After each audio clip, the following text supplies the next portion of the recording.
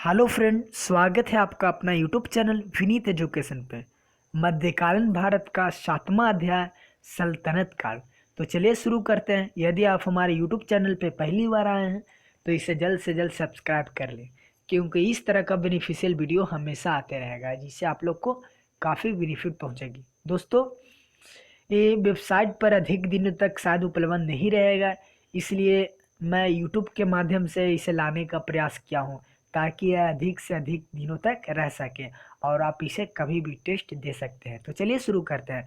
First है, गुलाम वंश या दास वंश के किस शासक ने सर्वप्रथम अपनी राजधानी परिवर्तन का कार्य किया था? तो कुतुबुद्दीन ऐबक जो था वो गुलाम वंश का संस्थापक था, पर इसकी जो राजधानी थी वो लाहौर थी और इसे बदलने का जो प्रयास किया था दिल्ली, वो जाता है इल्तुतमिश को। तो इसका राइट आंसर हो जाएगा इल्तुतमिश। इल्तुतमिश के समय जो राजधानी थी वो दिल्ली थी और कुतुबुद्दीन ऐबक के समय लाहौर। तो ये आप ध्यान रखिएगा। नेक्स्ट है, सल्तनत काल के किस शासक को गुलामों का गुलाम कहा जाता है? तो गुलामों का गुलाम कहा जाता है। तो जो मोहम्मद गौरी था, मोहम्मद गौरी का जो गुलाम था वो कुतुबुद्दीन ऐबक था और कुतुबुद्दीन ऐबक का जो गुलाम था वो इल्तुतमिश था। तो इस प्रकार गुलामों का गुलाम इल्तुतमिश को कहा गया। इसका राइट आंसर सी हो जाएगा। नेक्स्ट है, मोहम्मद गौरी की मृत्यु के बाद कुतुबुद्दीन ऐबक ने गुलाम वंश या दास वंश की स्थापना की। ऐबक ने गद्दी पर बैठने के उपरांत कौन सी उपाधि या कौन सी पदवी धारण की थी? तो कुतुबुद्दीन ऐबक ने जो उपाधि धारण किया था वो लाख बख्श का, पीर बख्श और कुरान खवा का। याद रखिएगा, ध्यान रखिएगा, सुल्तान की उपाधि जो है वो धारण नहीं किया था कुतुबुद्दीन ऐबक ने। तो इस तरह से इसका राइट आंसर हो जाएगा ई। इसमें से कोई नहीं आया एक से अधिक। नेक्स्ट है, कुतुबुद्दीन ऐबक था तो यह एक तुर्क मुसलमान था। इसे आप ध्यान रखिएगा, कुतुबुद्दीन ऐबक एक तुर्क मुसलमान था। इसका राइट आंसर बी हो जाएगा। नेक्स्ट है, गुलाम वंश के किस शासक को उसकी उदारता के लाख बख्श या लाखों का दान देने वाला के नाम से जाना जाता है? तो कुतुबुद्दीन ऐबक को अपनी उदारता या अपनी दान प्रवृत्ति के कारण उसे लाख बख्श के नाम से जाना जाता है। तो इसका राइट आंसर हो जाएगा ए, कुतुबुद्दीन ऐबक। नेक्स्ट है, कुतुबुद्दीन ऐबक के मृत्यु के बाद उसे कहाँ दफनाया गया?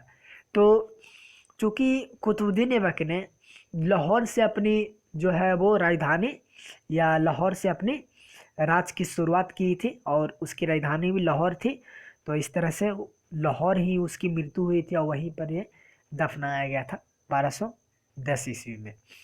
नेक्स्ट है, दिल्ली का पहला मुस्लिम सुल्तान कौन था? तो दिल्ली का जो पहला मुस्लिम सुल्तान था वो इल्तुतमिश को जाना जाता है, शमसुद्दीन इल्तुतमिश, जो 1210 ईस्वी में शासक बना था 1236 ईस्वी तक। इल्तुतमिश जो था वो गुलाम वंश का जो था वो वास्तविक संस्थापक किसे माना जाता है?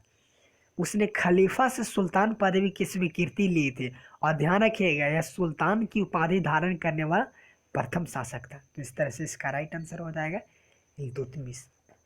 नेक्स्ट है, निम्नलिखित में से कौन सा कथन है वो सही है?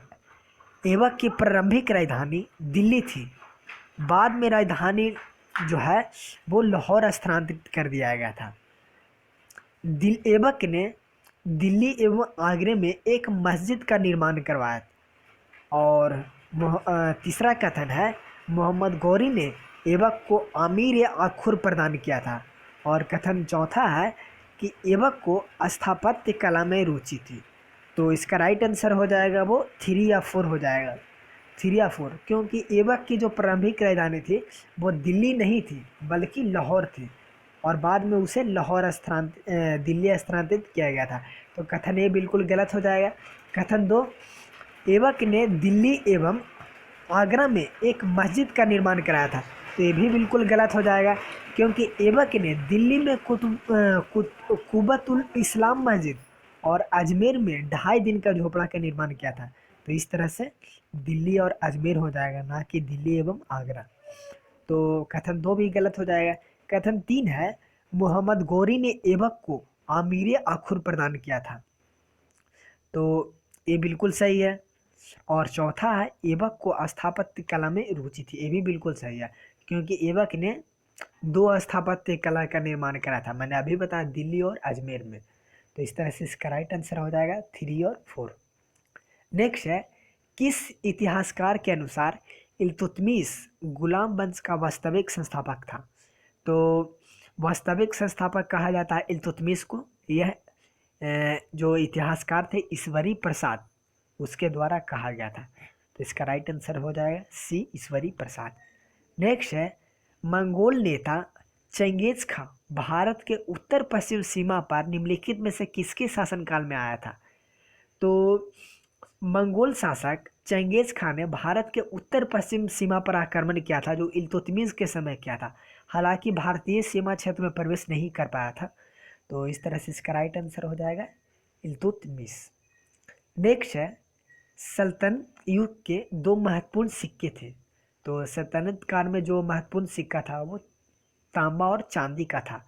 तांबा और चांदी। तो इस तरह से इसका राइट आंसर हो जाएगा डी, तांबा और चांदी।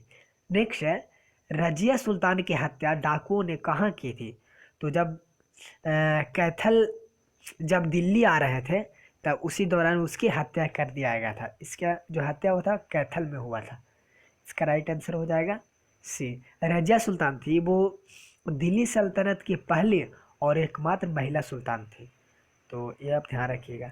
नेक्स्ट है, निम्नलिखित में से कौन सा कथन है वो सही है?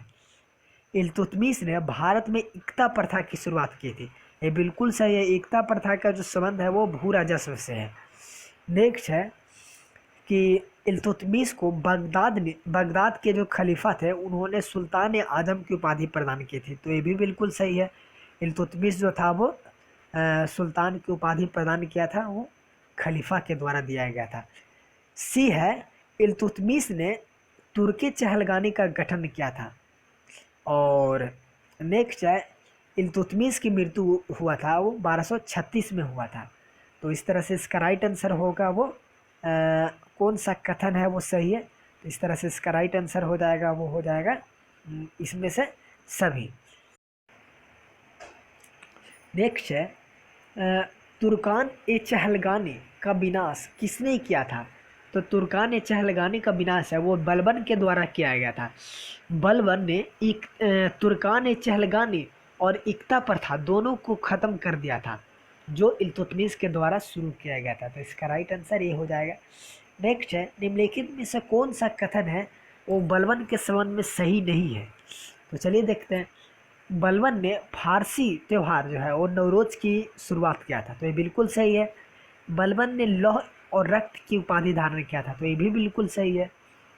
बलबन ने अपने शासन को शक्तिशाली बनाने और सारी सत्ता अपने हाथ में केंद्रित कर ली थी। ये भी बिल्कुल सही है। बलबन ने नसरुद्दीन मोहम्मद को जो है वो उलुग खां की उपाधि दिया था। तो ये बिल्कुल गलत है, क्योंकि नसरुद्दीन महमूद जो थे उन्होंने ही बलबन को उपाधि धारण की थी, न कि बलबन ने। तो इस तरह से गलत हो जाएगा, वो डी हो जाएगा। नेक्स्ट है, रजिया बेगम या रजिया सुल्तान के विरुद्ध विद्रोह कर उसे सत्ता से हटाने का कार्य किया किसने किया था? तो तुर्कों ने ही किया था। इसका राइट आंसर ये हो जाएगा, तुर्कों के द्वारा ही किया गया था। नेक्स्ट है, रजिया बेगम की मृत्यु के बाद दिल्ली का सुल्तान कौन बना? तो रजिया सुल्तान की मृत्यु जो है वो 1240 ईस्वी में हुआ था। इसके बाद जो गद्दी पर बैठा था वो बहराम शाह ही बैठा था। कहा जाता है कि बहराम शाह ने ही कैथल के नज़दीक है वो रजिया सुल्तान की हत्या करवाया था। इस तरह से इसका राइट आंसर बी हो जाएगा। नेक्स्ट है, बलबन दिल्ली की गद्दी पर कब बैठा? तो बलबन दिल्ली की गद्दी पर बैठा था वो 1266 ईस्वी में बैठा था। तो इसका राइट आंसर हो जाएगा वो 1266। नेक्स्ट है, गुलाम वंश का अंतिम शासक कौन था? तो गुलाम वंश का अंतिम शासक क्यूमर्स था, जो कैकुबात का पुत्र था। इसके हत्या के साथ जो है वो खिलजी वंश की स्थापना है वो 1290 ईस्वी में हो जाती है। इसका राइट आंसर हो जाएगा क्यूमर्स, शमसुद्दीन क्यूमर्स। नेक्स्ट है, बलबन के राजत्व सिद्धांत की मुख्य विशेषता क्या थी? कथन एक है, सुल्तान का पद ईश्वर के द्वारा प्रदत्त होता है। और कथन दो है सुल्तान का निरंकुश होना है वो आवश्यक है। तो इसका राइट आंसर हो जाएगा वो कथन 1 एवं 2 दोनों सही है। तो इस तरह से आज का 20 क्वेश्चन पूरा हो गया। आई होप आप लोग के सीरीज काफ़ी पसंद आया होगा। आपको वीडियो अच्छी लगी है, मेहनत अच्छी लगी है तो प्लीज़ जल्दी से इस वीडियो को लाइक कीजिए, दोस्तों के पास शेयर कीजिए और इस चैनल को ज़रूर सब्सक्राइब कीजिए। चलिए नेक्स्ट वीडियो में मिलते हैं। Thank you.